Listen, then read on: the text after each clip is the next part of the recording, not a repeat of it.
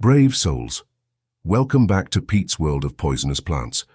Enter at your own risk, keep your hands to yourself, and never chew anything I haven't explicitly approved.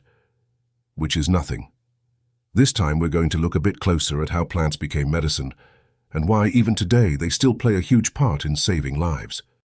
If you've ever swallowed a tablet and felt the pain recede, chances are you quietly thanked a plant and a stubborn physician. Our tour starts in the ancient Mediterranean, where doctors stopped blaming angry gods and started watching patients. In the Hippocratic tradition, healers noted that willow relieved fever and aches, observations echoed by later writers like Galen and recorded across classical sources. It wasn't chemistry yet, but it set up a crucial idea. Specific plants do specific things to bodies. Much later we learned Willow's secret, Salicin, the grandparent of aspirin. PubMed Central. No one catalogued those plant effects more influentially than the first-century military physician Dioscorides. On campaign, he compiled De Materia Medica, a clinical field guide that described hundreds of remedies: mandrake to dull pain, henbane to calm spasms, opium to quiet unbearable suffering, and how to prepare and dose them. It shaped medical practice for over a millennium and kept the link between bedside observation and botany alive. Society, ancientmedicine.org.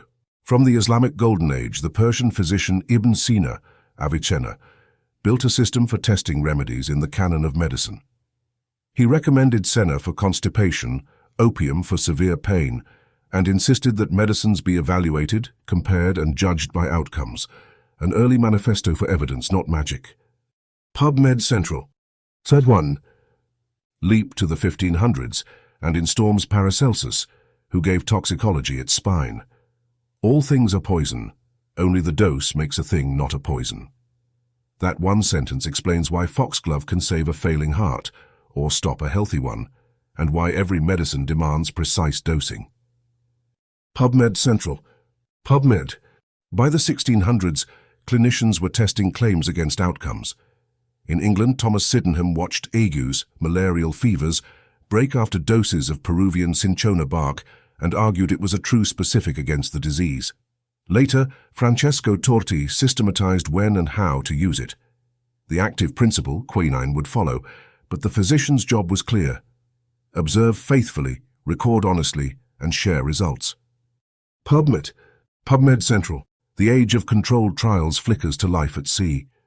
In 1747, Royal Navy surgeon James Lind divided scurvy patients into groups and compared treatments. The citrus group recovered, the others didn't. It still took decades for the Admiralty to act. Bureaucracy, the most persistent toxin of all. But Lind proved that proper comparisons can change the world. The James Lind Library. PubMed Central. Now to one of the great listen to the locals moments in medicine. In 1785, Midland's physician William Withering followed a folk remedy to its source, foxglove. He tested preparations, watched for nausea and vision changes, and published an account of the foxglove, showing it could relieve dropsy, the swollen legs of heart failure, when used carefully. Today's digoxin has a straight family line to those purple bells. Project Gutenberg. Biodiversity Heritage Library. Chemistry then turbocharged the clinic. In 1805, the pharmacist Friedrich Zerturner isolated morphine from poppy, and physicians rapidly adopted a reliable, measurable painkiller.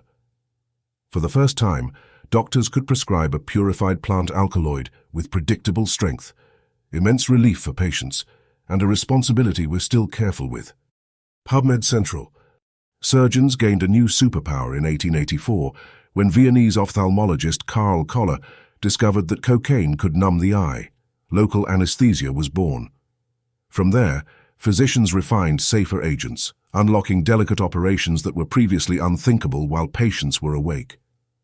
PubMed. Not all plant-to-medicine stories run in a straight line.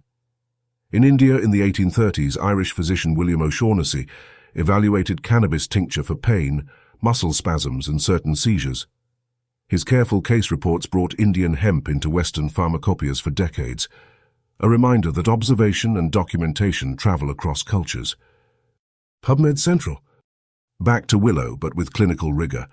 In 1876, Scottish physician Thomas MacLagan treated rheumatic fever with salicin from willow and meadowsweet, documenting falling fevers and relief of agony.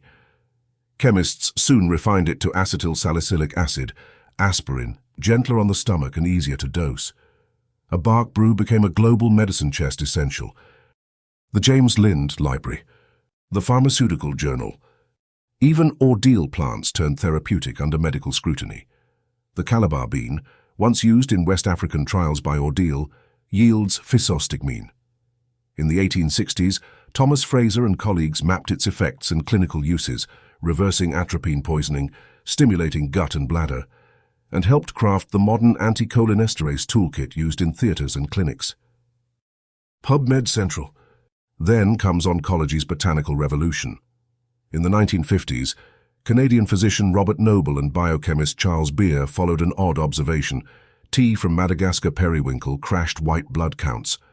From that puzzle came vinblastine and vincristine, vinca alkaloids that changed the outlook for childhood leukemia and Hodgkin lymphoma. Doctors shepherded them through trials, balancing power with risk to turn toxicity against tumors. UTP Publishing. Wiley Online Library. Across the Pacific Northwest, the bark of the yew tree gave us paclitaxel, Taxol, first isolated by Monroe Wall and Mansook Wani, and developed through a massive physician-led clinical effort.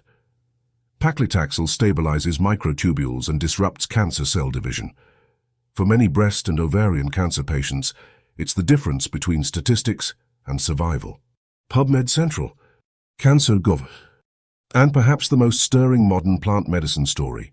In the 1970s, working from an ancient recipe that warned against high heat, Youyou devised a low-temperature extraction of sweet wormwood, Artemisia annua, and isolated Artemisinin.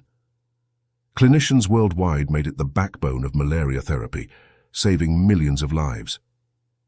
In 2015, Youyou received the Nobel Prize for that work, a perfect fusion of textual scholarship, chemistry, and clinical medicine. PubMed Central.